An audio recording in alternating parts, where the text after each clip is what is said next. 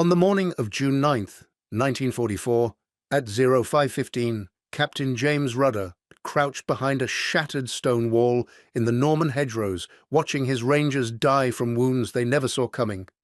At 34 years old, he had led his men up the cliffs at Pointe du Hoc 3 days earlier, but nothing in that brutal vertical assault had prepared him for this new kind of killing. German snipers so perfectly concealed in the ancient hedgerows that his men were falling to shots that seemed to materialize from the landscape itself. In the first 72 hours since pushing inland, Oberfeldwebel Königs elite marksmen had claimed 18 Ranger lives without a single confirmed kill on the American side. The Germans had transformed Normandy's bocage into a sniper's paradise. Every hedgerow became a fortress, every farmhouse window a hide, every tree line a death trap. König's men carried carabiner 98K rifles with Zeiss ZF 42 scopes that could place a round through a man's eye at 400 meters. Rudder watched through his field glasses as another of his scouts dropped, the distinctive crack of the Mauser echoing across the pasture. His rangers were paralyzed, scanning endlessly for enemies who revealed themselves only in the split second before they fired. The standard ranger response, counter-sniper teams armed with Springfield 03 rifles and patient stalking, was proving useless against enemies who had spent months preparing positions throughout the bocage. Sergeant Bill Petty approached that morning with a suggestion that seemed almost insane, pointing to the M2 Browning heavy machine gun mounted on their half-track, loaded with armor-piercing incendiary rounds meant for German vehicles. The Rangers had been trained to hunt snipers with precision rifles, to match skill with skill and patience with patience. But the Germans had made the rules, and those rules were killing Americans. What König feared most wasn't another sniper. It was the moment the Rangers realized they didn't need to see him to destroy him. The pale morning light filtered through the thick hedgerows of Normandy's bocage country as Captain Rudder surveyed what had become a killing field stretching 3 kilometers inland from the cliffs his Rangers had scaled. The assault on Pointe du Hoc had ended at 0900 on June 6th. Now, 3 days later, the advance towards Saint-Lô had stalled completely among the ancient earthen walls and dense vegetation that defined this corner of France. The problem wasn't the German strong points they had anticipated, or the machine gun nests their training had prepared them to assault. It was the invisible enemy that struck from ranges and angles that made response impossible. Oberfeldwebel König had spent 14 months transforming the Norman countryside into an integrated defensive system where every natural feature became a weapon. His snipers weren't simply concealed. They were embedded into the terrain itself, using centuries-old hedgerows, stone farm buildings, and mature tree lines to create overlapping fields of fire that covered every approach route the Americans might use. The carabiner 98K they carried had an effective range of 800 meters with iron sights, but König's men used optics that extended their lethal reach beyond anything American riflemen could match. Rudder observed as Private Henderson from Alpha Company attempted to cross an opening between 2 hedgerows. The shot came from somewhere in the green maze to the northeast. The sharp crack of the Mauser followed immediately by the sound Henderson's body made hitting the ground, the 18th Ranger to fall since they had pushed inland from the beaches. There had been no muzzle flash visible in the morning light, no movement in the hedgerows, no indication whatsoever of the shooter's location. The sniper had already withdrawn to a secondary position, or melted back into concealment behind meters of earth and vegetation. If you're enjoying this deep dive into the story, hit the subscribe button and let us know in the comments from where in the world you are watching from today. The Germans had learned from the Eastern Front that American firepower could obliterate any position that revealed itself, so König had created a network of mobile marksmen who could engage from prepared hides, then vanish through covered routes before return fire could be organized. Each sniper carried only 20 rounds, but König expected those 20 shots to remove 20 Rangers from the battlefield. The psychological effect was devastating. Rudder could see it in his men's faces as they pressed themselves into whatever cover they could find, knowing that any movement might draw fire from an enemy they couldn't see, couldn't locate, and couldn't kill. Traditional Ranger doctrine emphasized aggressive patrol action and violent assault at the point of contact. But how could they assault an enemy who existed only as a muzzle signature that disappeared before the sound of the shot reached American ears? How could they patrol aggressively when every hedgerow gap and every field crossing offered a German sniper a perfect kill zone? Rudder had trained his company to move under covering fire from Browning automatic rifles and light machine guns. But covering fire was meaningless when the enemy held positions that conventional infantry weapons simply could not reach. Königs's snipers had inverted the fundamental logic of ground combat. American doctrine was built on the principle that superior numbers and overwhelming firepower could reduce any defensive position through sustained effort. The Rangers had landed with M1 Garands, Browning automatic rifles, Thompson submachine guns, mortars, bazookas, and the support of naval artillery. Enough firepower to flatten any German position that revealed itself, but none of these weapons could effectively engage an enemy who fired once from concealment and immediately displaced to a new position hundreds of meters away. The Germans had studied American tactics during the fighting in North Africa and Sicily. They understood the Rangers would advance in small units with automatic weapons, providing mutual support while riflemen maneuvered against identified targets. Königs's response was to eliminate the possibility of target identification by making every position temporary and every shot a complete surprise. A ranger scanning hedgerows at ground level would never detect the sniper positioned in a carefully prepared hide 40 meters away until a comrade fell dead beside him. The concealment advantage gave German snipers additional benefits beyond simple protection. Shooting from prepared positions with known ranges eliminated guesswork in sight adjustment.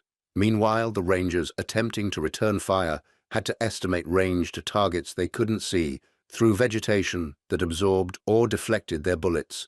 The Carabiner 98K could punch through the young saplings and brush that grew atop Norman hedgerows with minimal deflection, but the American M1 Garand lost accuracy when fired through even light vegetation, and spotting scopes were useless in terrain where a sniper might be concealed behind 4 meters of earth and centuries-old hawthorn growth.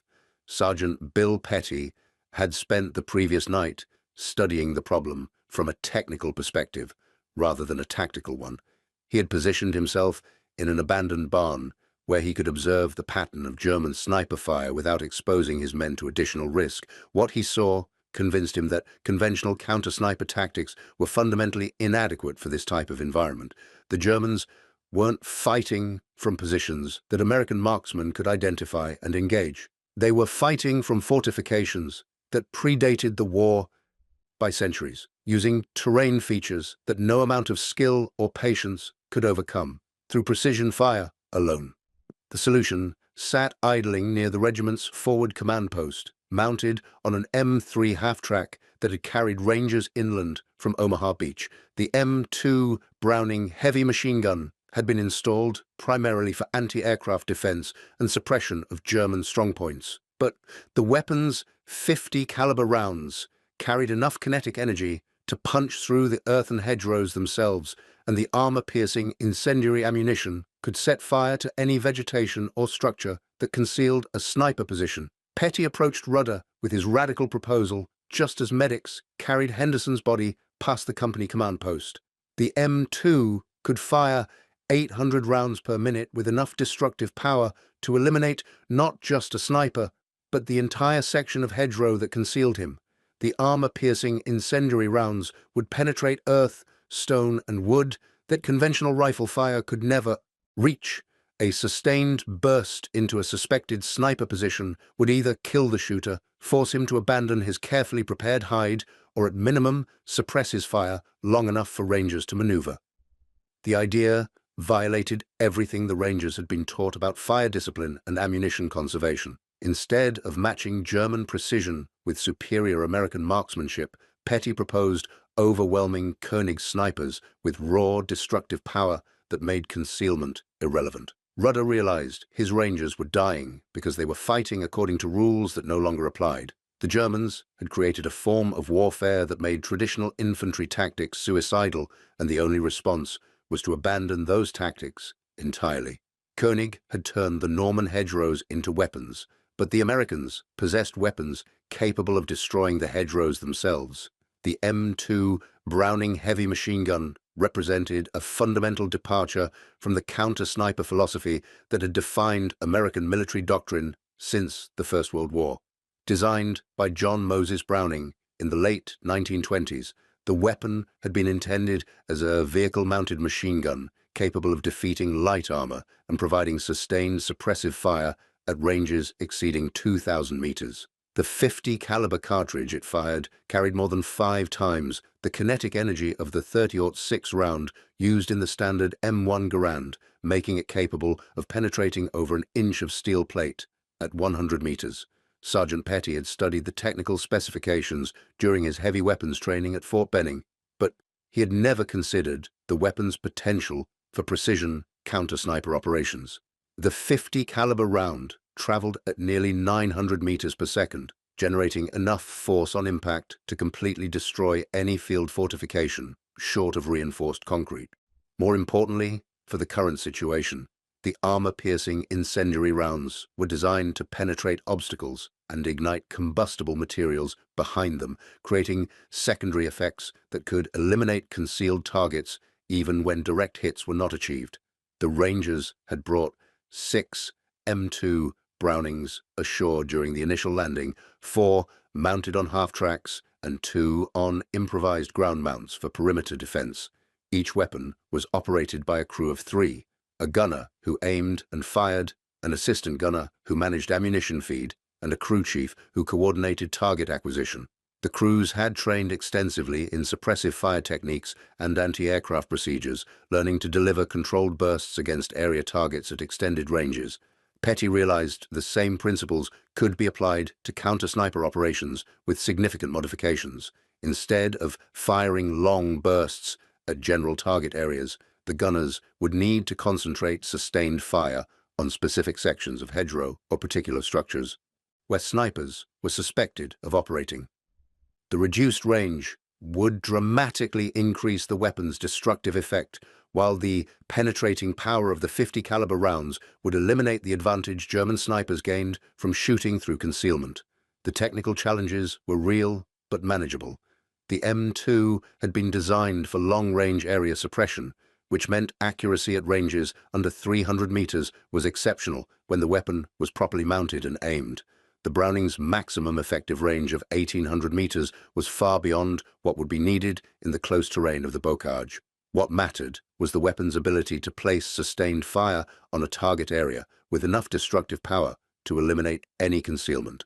Technical Sergeant Mike Corso had operated M2 Brownings during the fighting in Sicily, where they had successfully engaged German vehicles and fortified positions. He understood the weapon's capabilities better than any other man in the battalion. When Petty approached him with the proposal to use the guns against individual snipers rather than area targets, Corso immediately grasped both the potential and the inherent challenges. The ammunition was the critical factor. Each M2 carried 500 rounds in belt-fed containers with ammunition loads mixing ball, armor-piercing incendiary, and tracer rounds in specific ratios designed for different tactical purposes. For counter-sniper work against concealed positions, the armor-piercing incendiary rounds would be most effective.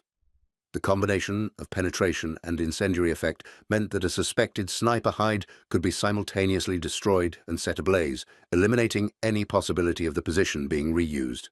Corso calculated that a sustained burst of 50 to 70 rounds could effectively neutralize any hedgerow position or farm structure a German sniper might occupy. At the M2's standard rate of fire, this represented approximately 5 to 8 seconds of continuous shooting, long enough to saturate a target area with destructive fire, but short enough to conserve ammunition for multiple engagements. The psychological effect on König's snipers would be as significant as the physical destruction. German marksmen had relied on the invulnerability their concealment provided. The sudden introduction of a weapon that could simply destroy their hides would force a fundamental recalculation of their tactics. The logistics of employing vehicle-mounted weapons for precision counter-sniper work required careful coordination. The half-tracks carrying the M2s were positioned approximately 800 meters behind the Ranger forward positions, which put them within easy range of any suspected German sniper location, but also required precise target designation to avoid hitting friendly forces.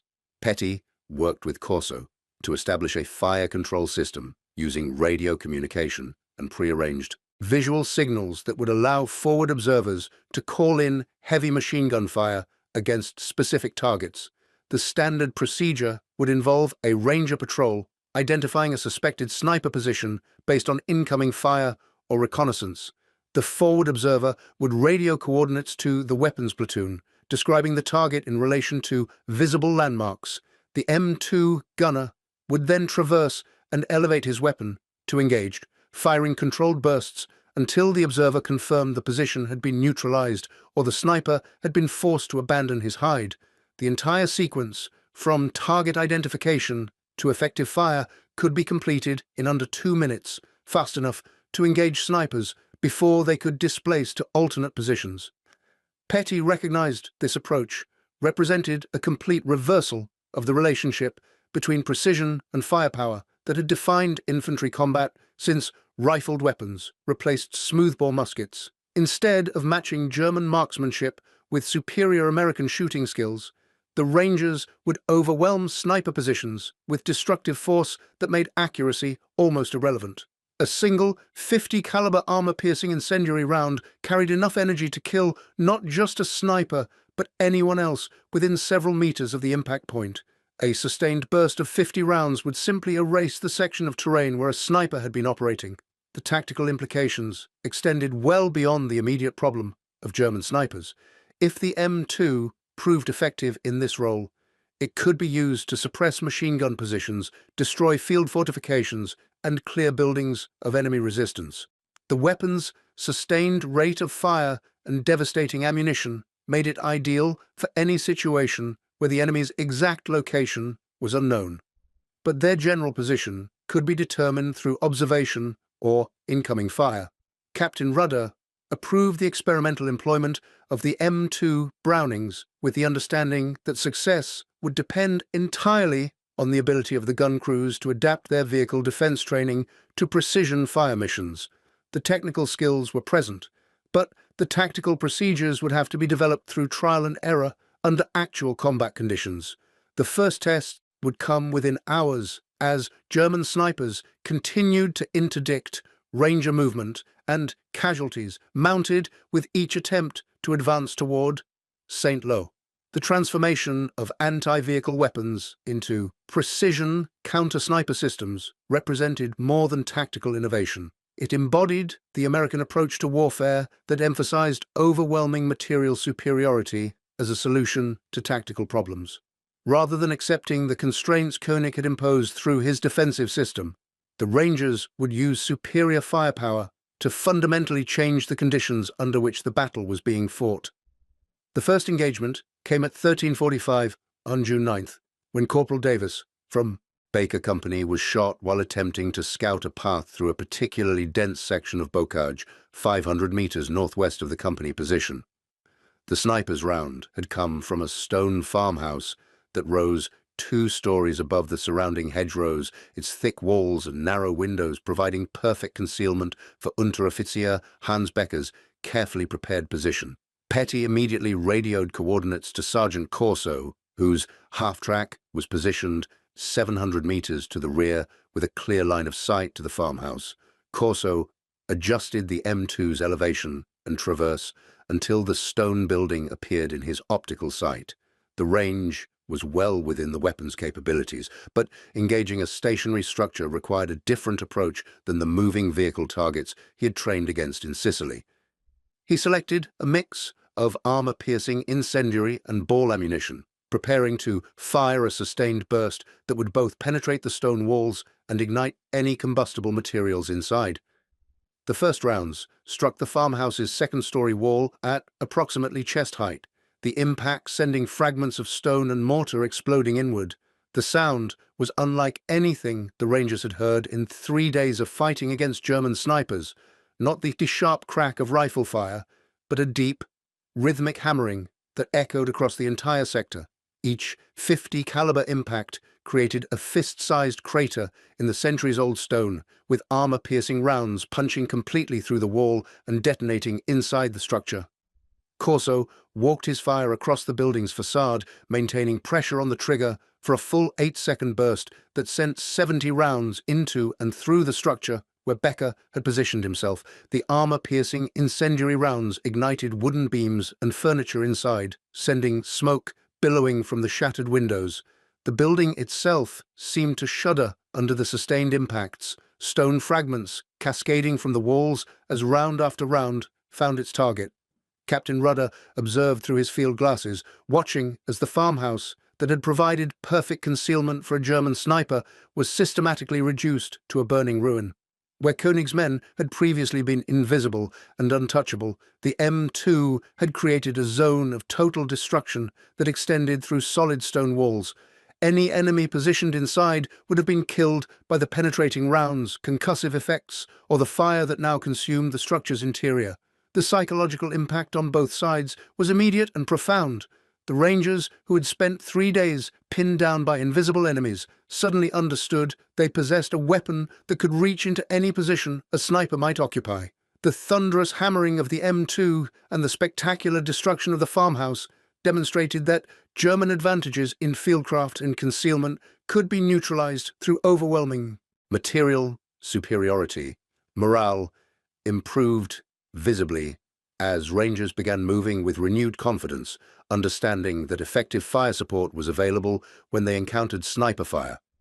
For König's marksmen, the implications were equally clear, but far more ominous. The carefully constructed sniper network depended on positions that offered both concealment and protection from American infantry weapons. The M2 bombardment had shattered that assumption in less than 10 seconds, proving that no structure or terrain feature could provide adequate protection against sustained heavy machine gun fire. Word of the engagement spread rapidly through the German defensive network as Becker failed to report to his scheduled radio check. Ranger forward observers throughout the sector began identifying suspected sniper positions and calling in fire missions from the M2 guns. The weapons proved devastatingly effective against targets that had been immune to all previous attempts at suppression. Systematic destruction of prepared hides forced König's snipers to abandon positions they had spent weeks developing, retreating to less favorable locations or ceasing operations entirely in sectors covered by American heavy machine guns. The tactical procedures evolved rapidly as gun crews gained experience with counter-sniper missions. Corso developed a technique of firing initial bursts to mark targets with tracer rounds, observing impacts, then following with sustained fire using armor-piercing incendiary ammunition if any return fire suggested surviving defenders. This method allowed efficient ammunition use while ensuring thorough neutralization of each position. By 1700 hours on June 9th, the 6 M2 Brownings supporting the Ranger Battalion had engaged 23 suspected sniper positions, expending approximately 3,200 rounds of mixed ammunition. Results were measured not only in confirmed enemy casualties, but in complete suppression of German sniper activity across the entire battalion frontage. Rangers were able to maneuver through hedgerow gaps and cross open fields for the first time since pushing inland from the beaches, moving through terrain that had been impassable just hours earlier. The German response revealed how thoroughly König's defensive plan had depended on sniper dominance of key terrain. With their prepared positions systematically destroyed by heavy machine gun fire, surviving snipers were forced to operate from hasty hides that offered far less protection and much poorer fields of fire. Many withdrew entirely to secondary defensive lines deeper in the bocage, where they hoped to establish new positions beyond the reach of American heavy weapons. The careful integration of sniper teams into the defensive system had been disrupted in a single afternoon of M2 fire. König himself observed the destruction of 4 sniper positions from his command post in a reinforced bunker 3 kilometers behind the forward defense line. The methodical elimination of his most experienced marksmen represented a catastrophic failure of the tactics he had refined over 14 months of preparation. The Americans had not only neutralized his snipers, but had done so with such overwhelming force that the psychological effect extended throughout the entire German defensive sector. The effectiveness of the M2 Brownings against sniper positions prompted immediate tactical adjustments across the Ranger battalions fighting in Normandy. Additional half-tracks were positioned to provide overlapping fields of fire, while forward observer procedures were refined to reduce the time between target identification and effective engagement. Weapons that had been intended primarily for vehicle defense and area suppression had become the primary means of countering the most dangerous element of German defensive operations. Sergeant Petty coordinated with heavy weapons specialists from other Ranger battalions to develop standardized procedures for employing 50 caliber machine guns in counter-sniper roles. The techniques, pioneered during the first day of operations, were documented and distributed throughout 2nd Ranger Battalion, transforming an improvised solution into established tactical doctrine. The success in Normandy demonstrated that unconventional application of existing weapons could overcome sophisticated enemy tactics when standard approaches proved inadequate. Corso's gun crews reported complete suppression of sniper activity in their assigned sectors by nightfall on June 9th. The hedgerows and structures that had sheltered German marksmen throughout the day were reduced to cratered ruins and burning wreckage, while the snipers themselves had either been eliminated or forced to abandon positions they had expected to defend for weeks. The Rangers had achieved in one afternoon what 3 days of conventional counter-sniper operations had failed to accomplish. If you find this story engaging, please take a moment to subscribe and enable notifications. It helps us continue producing in-depth content like this. The dawn of June 10th revealed the catastrophic scope of the previous afternoon's bombardment to König's surviving snipers scattered throughout the Norman bocage. Oberfeldwebel König emerged from his command bunker to assess what remained of his carefully constructed defensive network, finding nothing but smoking ruins and cratered hedgerows where his most experienced marksmen had operated from seemingly impregnable positions. Of the 47 elite snipers he had positioned throughout the forward defense zone, only 19 reported to secondary rally points during the night, and most of those carried wounds from stone fragments or burns from the incendiary rounds. The psychological impact of the M2 bombardments extended far beyond immediate tactical losses. König's snipers had been selected and trained over 14 months of intensive preparation, each man chosen for exceptional marksmanship and the mental discipline required to operate alone behind enemy lines. They had survived the Eastern Front, where they had learned to operate against Soviet forces that showed no mercy to captured German snipers. The systematic destruction of their positions by American heavy machine guns represented not just tactical defeat, but the collapse of fundamental assumptions about their invulnerability. Unteroffizier Werner Schmidt, one of the few survivors from the forward sniper teams, described the experience to König as unlike anything he had witnessed during 4 years of combat. German soldiers had grown accustomed to Allied superiority in artillery and air power, accepting that fixed fortifications would eventually be reduced through sustained bombardment. But snipers had operated under the assumption that their individual concealment and constant movement made them immune to such massive retaliation. The precision with which American gunners had targeted specific structures and sections of hedgerow suggested the enemy possessed both the technical capability and tactical imagination to counter any German defensive innovation. König convened his surviving section leaders at 0400 in a stone wine cellar that had survived centuries of warfare. The meeting revealed how thoroughly his tactics had been built around assumptions that no longer applied. The original defensive plan had called for snipers to operate from prepared positions that maximized concealment while dominating key terrain. Each hide had been carefully selected and improved over weeks, with multiple firing ports, covered withdrawal routes, and cached supplies that would allow extended operations.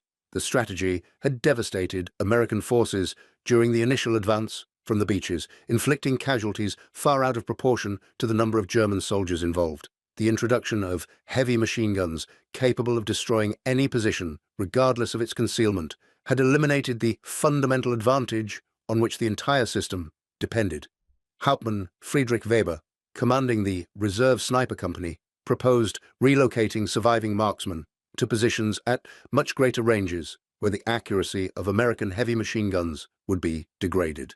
Engagement ranges beyond 1,000 meters would force the Americans to rely on conventional counter-sniper tactics that German marksmen could effectively counter. However, such distances would severely limit the sniper's ability to interdict American movement and provide targeting data for German artillery, effectively conceding control of the forward defense zone. The tactical dilemma facing König reflected a larger strategic problem that had plagued German operations since the Allied landing.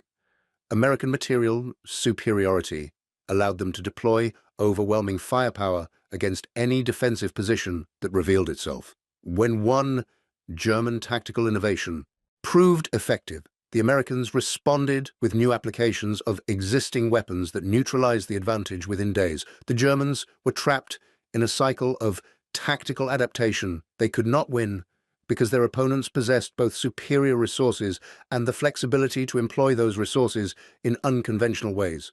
König recognized that his sniper units could no longer function as an independent force capable of paralyzing American advances through precision fire. The survivors would have to be integrated into conventional defensive positions where they could support machine gun teams and artillery observers rather than operating as autonomous hunters. This represented a fundamental abandonment of the elite sniper doctrine that had defined German defensive strategy throughout the Normandy campaign. The psychological cost of this tactical retreat extended throughout the German forces defending the bocage. General Lieutenant Dietrich Kreis, commanding the 352nd Infantry Division, received König's report at 0600 and immediately understood the broader implications. The failure of the sniper network meant his defensive strategy would have to rely entirely on prepared fortifications and minefields that American forces had repeatedly proven capable of reducing through sustained artillery bombardment and armored assault. The Germans no longer possessed tactical advantages that could compensate for their overwhelming disadvantages in men, material, and air support. The emotional impact on surviving snipers was equally devastating. Men who had considered themselves the elite of Wehrmacht forces, capable of holding entire American companies at bay through superior fieldcraft, found themselves reduced to ordinary infantrymen hiding in bunkers. The pride and confidence that had sustained them through previous campaigns evaporated as they realized their specialized skills were increasingly irrelevant to the tactical situation they faced. Unteroffizier Becker's death had been witnessed by two other snipers in adjacent positions, both of whom described the same sequence. The sudden hammering of heavy machine gun fire, the complete destruction of stone walls they had believed impenetrable, and the impossibility of survival for anyone caught inside during the bombardment. The tactical modifications implemented by German forces reflected their understanding that the Americans had fundamentally altered the battlefield conditions. Snipers were withdrawn from all forward positions within range of American heavy machine guns and reassigned to support roles within hardened bunkers protected by overhead cover. Individual marksmanship training was de-emphasized in favor of collective defense procedures designed to maximize American casualties during the inevitable assaults rather than preventing those assaults through harassment fire. By midday, on June 10th, the transformation of German defensive tactics was largely complete. The elite sniper units that had terrorized Ranger forces during the initial push inland had been eliminated as an effective independent arm. Their specialized skills had been rendered obsolete by an American tactical innovation. They could neither counter nor survive. The psychological blow to German morale was compounded by the realization that even their most successful tactical innovations could not overcome American material superiority and battlefield flexibility. The Success of the M2 Brownings in Normandy reached higher headquarters within 48 hours, carried by after-action reports that described complete suppression of German sniper activity through innovative employment of vehicle-mounted heavy machine guns. Major General James Gavin, commanding the 82nd Airborne Division operating in adjacent sectors, immediately recognized broader implications of Captain Rudder's tactical innovation and requested detailed procedures for his own heavy weapons companies. Sergeant Petty's comprehensive analysis reached 1st Army headquarters by June 15th, where it was studied by operations officers planning the breakout from the Normandy beachhead. The report documented not only technical specifications and engagement procedures, but also psychological effects on both American and German forces. The systematic destruction of prepared sniper positions had fundamentally altered the tactical balance in the bocage, transforming what had been a costly stalemate into resumed American offensive operations. The strategic significance extended beyond immediate tactical success. Army planners recognized that future operations in European theater would inevitably encounter similar defensive strategies as German forces refined their tactics. The ability to neutralize concealed sniper positions with heavy machine gun fire represented a permanent solution to a problem that had caused significant casualties throughout the Normandy campaign. Technical Sergeant Corso's detailed recommendations for adapting heavy machine guns to counter sniper operations were incorporated into training curricula at infantry schools throughout the European theater. Gun crews were retrained in target identification procedures that emphasized rapid engagement of suspected positions rather than traditional vehicle defense missions. The modifications required minimal changes to existing equipment, but demanded entirely new approaches to fire control and tactical employment.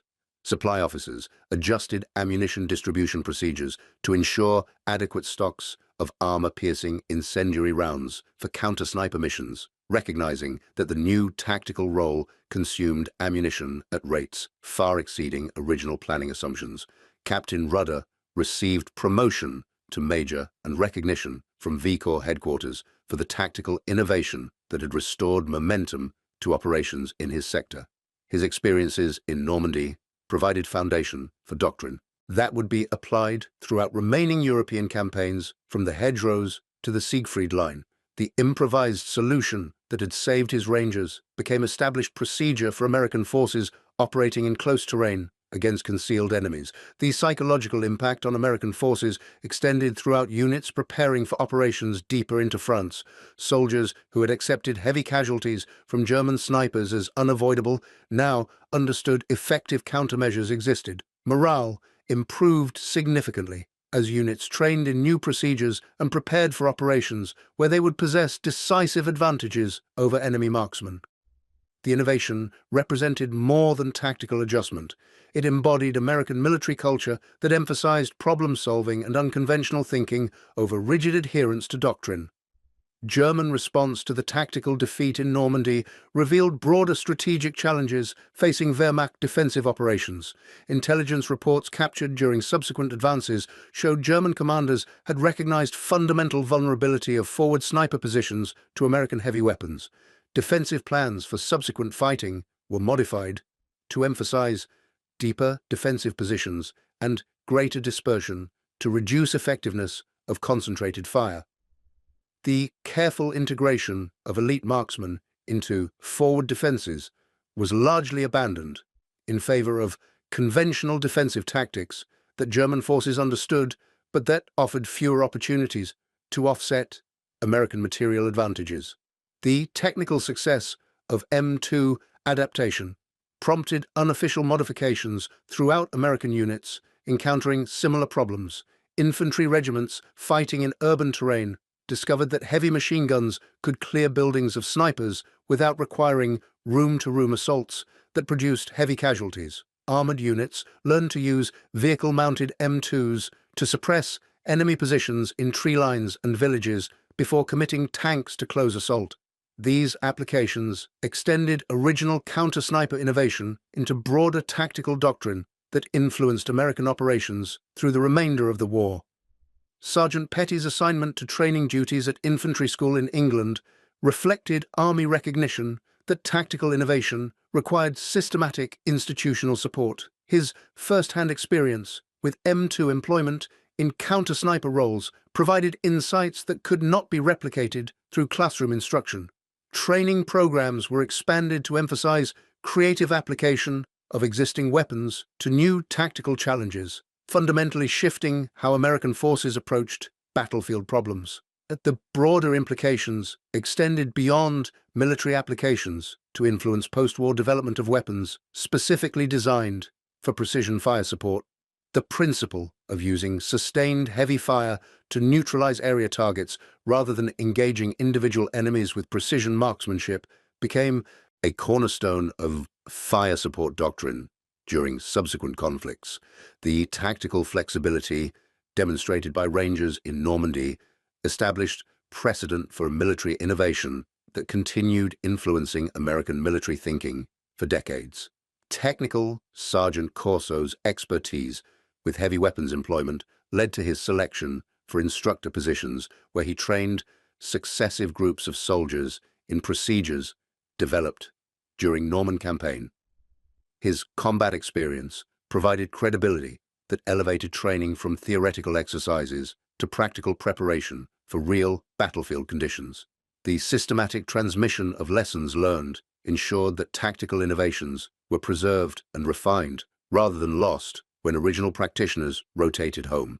The strategic success was measured not only in reduced American casualties, but in complete transformation of German defensive tactics throughout European theater. Intelligence analyses conducted later revealed that systematic destruction of sniper networks in Normandy had forced Wehrmacht commanders to abandon their most effective defensive technique, contributing to accelerated collapse of German resistance during subsequent Allied advances. The innovation that began with Sergeant Petty's observation and Captain Rudder's willingness to try unconventional solutions had strategic effects far beyond the Norman hedgerows where it was first employed. The legacy of the counter-sniper innovation extended into the post-war period as military historians studied the engagement as an example of tactical adaptation under combat conditions, the rapid identification of battlefield problems, development of solutions using available resources, and systematic implementation of new procedures became models for military innovation that influenced training and doctrine development throughout American armed forces. Veterans who had witnessed M2 effectiveness against German snipers carried those lessons into civilian life, where problem-solving approaches and willingness to challenge conventional thinking influenced broader American culture. The transformation of vehicle defense weapons into precision fire support systems represented more than tactical ingenuity. It embodied a fundamental American approach to warfare that emphasized technological solutions to tactical challenges and systematic application of overwhelming material superiority to achieve decisive results. The willingness to abandon doctrine when battlefield conditions demanded new approaches distinguished American military culture from more rigid systems that prioritized standardization over effectiveness. By August 1944, as Allied forces broke out from Normandy and began rapid advance across France, the M2 Brownings role in counter-sniper operations had become standard procedure throughout First and Third Armies. German snipers, once the most feared element of Wehrmacht defensive operations, had been reduced to minor nuisances that American heavy weapons could suppress whenever they revealed themselves. The careful training and elite status that had defined German sniper units were insufficient to overcome American material advantages once those advantages were properly applied to the tactical problem. Captain Rudder, promoted again to lieutenant colonel, led his Rangers across France and into Germany, carrying with him the knowledge that sometimes the most effective solution to a complex problem was simply overwhelming force properly applied.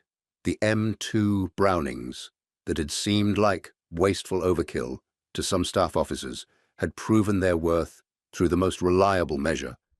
American soldiers returning alive from patrols that would have been suicide missions without heavy weapon support. The innovation born from desperation in Norman hedgerows had become established doctrine that saved countless lives throughout the remainder of the war. The final irony came as German military analysts studied American tactics after the war, searching for lessons that might be applied to future conflicts. The counter-sniper employment of heavy machine guns was cited as example of tactical flexibility that Wehrmacht doctrine had failed to match. American willingness to experiment with unconventional solutions and rapidly implement successful innovations had proven as decisive as material superiority in determining battlefield outcomes. The weapon that seemed too powerful and too wasteful for precision counter-sniper work had succeeded precisely because it made precision unnecessary, overwhelming German defensive advantages through brute force properly applied. Oberfeldwebel König survived the war, captured by American forces during the fighting around St. Lo in late June 1944. In post-war interviews, he acknowledged that the American heavy machine gun tactics had rendered traditional sniper operations untenable in Normandy. The careful preparation and elite training his men received could not overcome an enemy willing to destroy entire buildings and sections of terrain to eliminate single snipers. The Americans had changed the fundamental rules of engagement, and the Germans had lacked the resources to adapt. The Rangers who fought in Normandy carried memories of those first desperate days when German snipers seemed invincible, and the relief they felt when the M2s began their distinctive hammering that meant another enemy position was being reduced to rubble.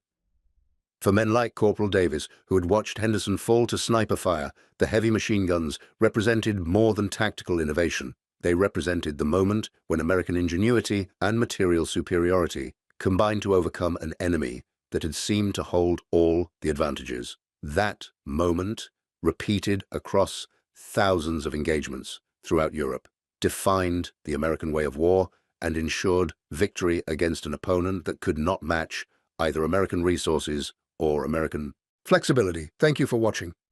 For more detailed historical breakdowns, check out the other videos on your screen now and don't forget to subscribe.